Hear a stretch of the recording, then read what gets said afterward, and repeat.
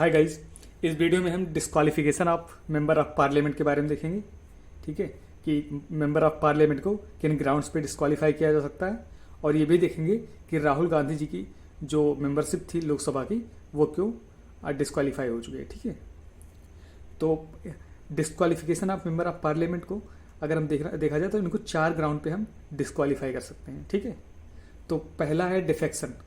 Defection मतलब अगर कोई भी जो मेंबर ऑफ पार्लियामेंट है, मेंबर ऑफ पार्लियामेंट मतलब या तो लोकसभा के मेंबर या तो राज्यसभा के मेंबर, अगर वो एक पार्टी से दूसरी पार्टी में जाता है, ठीक है, कोई भी इलेक्शन हो जाने के बाद या इलेक्शन जीत जाने के बाद, अगर वो जिस पार्टी से इलेक्शन जीता है, जिस आइडियोलॉजी से वो बिलोंग करता है उस पार्टी से, उस पार्टी को उसने छोड़ दिया, ठीक है, छोड़ के दूसरी पार्टी ज्वाइन कर ली, तो क्या करेगा, क्या लगेगा इनके ऊपर, एंटी डिफेक्शन लॉ।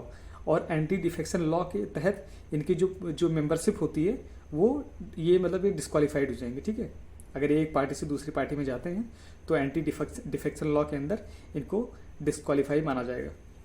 और ये एंटी डिफेक्शन लॉ कब आया था? ये आया था 52nd कॉन्स्टिट्यूशनल अमेंडमेंट एक्ट 1985 में आया था। ठीक है, और ये 52nd कॉन्स्टिट्यूशनल अमेंडमेंट एक्ट 1985 ने संविधान में 10th शेड्यूल भी ऐड किया था। 10th शेड्यूल में ये बताया गया है कि एंटी डिफेक्शन लॉ के बारे में बताया गया है, और इस पे कई सारे क्लॉजेज में दिया गया है कि मतलब मेंबर ऑफ पार्लियामेंट हैं उनको कैसे डिस्क्वालीफाई कर सकते हैं, क्या क्या ग्राउंड्स होंगे, ठीक है, जिन पे ये डिस्क्वालीफाई होंगे। तो ऐसा इसलिए किया जाता है ताकि जो गवर्नमेंट है वो स्टेबल हो सके। ठीक है, मान लीजिए कोई भी मेंबर अगर इस पार्टी अगर छोड़ते रहेंगे, ठीक है, तो मल्टीपल पार्टी मतलब पार्टी ए में जा रहे हैं, पार्टी 2 में जा रहे हैं, पार्टी 3 में जा रहे हैं, तो क्या होगा, जो गवर्नमेंट है वो गिरने का भी डर रहेगा, जो गवर्नमेंट बनी है वो गिर जाएगी, दूसरी गवर्नमेंट बनेगी, तो ये प्रोसेस जो होगा क्या बहुत ज़्यादा टर्मोइलिक हो जाएगा, मतलब टर्मोइल हो जाएगा। ठीक है, तो इसको स्टेबल करने के लिए ही एंटी डिफेक्शन लॉ को लाया गया था। ठीक है, तो ये पहला ग्राउंड है डिफेक्शन, जिसपे किसी भी मेंबर ऑफ पार्लियामेंट को डिस्क्वालीफाई कर सकते हैं। दूसरा जो तरीका है किसी भी मेंबर ऑफ पार्लियामेंट को डिस्क्वालीफाई करने का, वो है होल्डिंग ऑफिस ऑफ प्रॉफिट। मतलब कि अगर कोई भी मेंबर ऑफ पार्लियामेंट है वो या तो स्टेट गवर्नमेंट के अंदर या सेंट्रल गवर्नमेंट के अंदर कोई भी ऑफिस होल्ड करता है। ठीक है, ऑफिस ऑफ प्रॉफिट होल्ड करता है।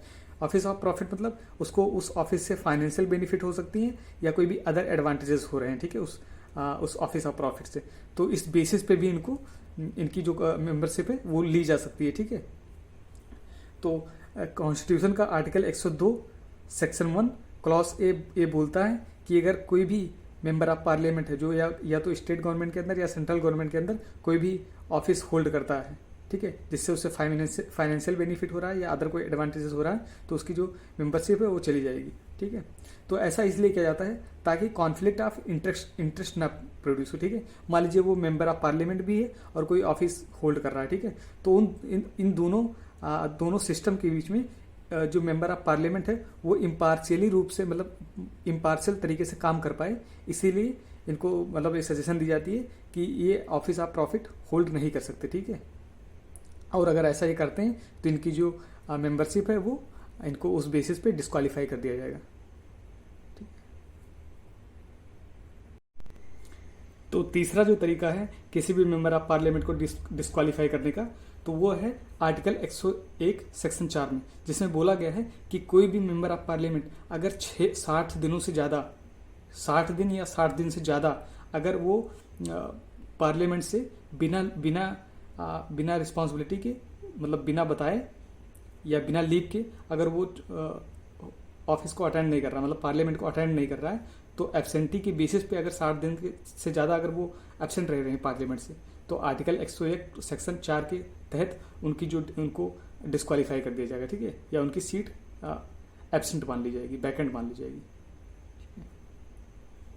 चौथा जो तरीका है वो कि अगर मेंबर ऑफ पार्लियामेंट कन्विक्ट हो जाए या उस पर कोई क्रिमिनल ट्रायल हो लेने की या उसको जेल हो जाए। ठीक है, तो चौथा जो तरीका है कि अगर कन्विक्ट हो गया मतलब अगर किसी भी क्रिमिनल चार्ज उसके ऊपर लग गया, ठीक है, या उसको 2 साल से ज़्यादा के लिए जेल हो गई, तो क्या होगा, उसका under representations of people act 1951 के तहत उनकी जो मेंबरशिप है वो ले ली जाएगी। ठीक है, तो रिप्रेजेंटेशन ऑफ पीपल्स एक्ट 1951 में बोला गया है, सेक्शन 8 में बोला गया है, क्वालिफिकेशन और डिस्क्वालिफिकेशन की बात की गई है। ठीक है, तो अगर कोई भी मेंबर ऑफ पार्लियामेंट है अगर उसके ऊपर कोई क्रिमिनल चार्ज लग गया या उसको जेल हो रही है, ठीक है, 2 साल से ज़्यादा के लिए, तो क्या होगा, वो मेंबर ऑफ पार्लियामेंट नहीं रहेंगे, ठीक है। और ये पावर किसको दी गई है, ये पावर मिली है अंदर आर्टिकल 102 पार्लियामेंट को, ठीक है, कि पार्लियामेंट ऐसा लॉ बना सकता है कुछ भी, ठीक है। तो पार्लियामेंट ने representation of peoples act pass किया था 1951 में, जिसमें जिसमें कोई भी मतलब मेंबर ऑफ पार्लियामेंट है उसकी क्वालिफिकेशन डिस्क्वालिफिकेशन वगैरह के बारे में बात की गई थी, ठीक है। और पार्लियामेंट ने एक एक्ट भी पास किया था, the parliament prevention of disqualification act 1959, ठीक है। तो इस एक्ट में भी प्रोविजंस दी गई हैं कि कैसे मतलब किन ग्राउंड्स पे भी किसी भी मेंबर ऑफ पार्लियामेंट को डिस्क्वालीफाई किया जा सकता है। तो आइए देखते हैं कि राहुल गांधी जी को लोकसभा की मेंबरशिप क्यों ले ली गई है या उनको as a member of parliament क्यों डिस्क्वालीफाई कर दिया गया है, ठीक है। तो राहुल गांधी जी वायनाड कॉन्स्टिट्यूंसी से मेंबर ऑफ पार्लियामेंट है, मतलब उन्होंने वायनाड से लोकसभा के लिए जनरल इलेक्शन में पार्टिसिपेट किया था, ठीक है, और वहाँ से ये मेंबर ऑफ पार्लियामेंट है और अपोजिशन पार्टी के मेन लीडर भी हैं, ठीक है। तो असल में इनके ऊपर कन्विक्शन लगा हुआ, कन्विक्ट है, ठीक है। 2019 के इलेक्शन में इन्होंने एक स्पीच दिया था जिनमें इन्होंने जो मोदी सरनेम वाले हैं उनको थीप के पुकारा, मतलब चोर बोला था। जितने भी लोग हैं या पूरी कम्युनिटी है ना मोदी सरनेम वाले, तो उनको चोर बोला था, ठीक है। तो इसीलिए सूरत के कोर्ट ने इनको अंडर आईपीसी सेक्शन 499 डिफेमेशन का चार्ज इनके ऊपर लगाया, ठीक है। और इनको सूरत की कोर्ट ने 2 साल की सजा भी सुनाई, ठीक है, राहुल गांधी जी को। तो एक कन्विक्ट भी है प्लस 2 साल की इनको जेल भी हो गई, ठीक है, under IPC section 499 which is defamation, ठीक है।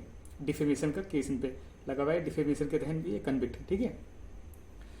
तो इसलिए इनका जो मेंबरशिप है लोकसभा का वो ले लिया गया है। तो अब बात करते हैं कि आगे क्या होगा, ठीक है। तो अगर ये जो इनका सस्पेंशन है या जो इनका कन्विक्शन है, अगर कन्विक्शन सस्पेंड नहीं होता है या ओवरटर्न नहीं होती, उस पर सुनवाई दोबारा अपर कोर्ट में नहीं होता है, ठीक है, या उनका जो जितने साल की इनको सजा मिली है अगर उसमें कमी उसको रिड्यूस नहीं किया जा सकता है, तो इनका जो डिस्क्वालिफिकेशन है वो कंटिन्यू रहेगा, ठीक है। और ये अगले इसको पूरा करने के बाद अगले 6 साल तक इलेक्शन नहीं लड़ पाएंगे, ठीक है।